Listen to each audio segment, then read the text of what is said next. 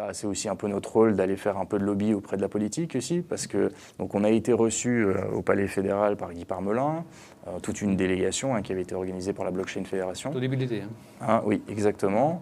Donc ça, c'était super parce qu'il a eu une écoute. Ouais. J'ai eu l'opportunité d'avoir un échange de quelques minutes avec lui dans lequel j'ai pu expliquer, voilà, nous, notre problème aujourd'hui, c'est, OK, mais constitutionnellement, on a presque un sujet parce que la FINMA met des règles plus restrictives à la crypto, au stablecoin, à ces choses-là, qu'elle ne le fait aux billets de banque.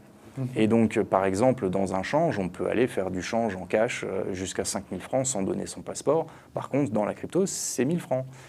Il y a plusieurs exemples comme ça qui se mettent. Le stablecoin, par exemple, on a une chose ensuite qui s'appelle le chèque RECA, qui fonctionne très bien depuis des décennies.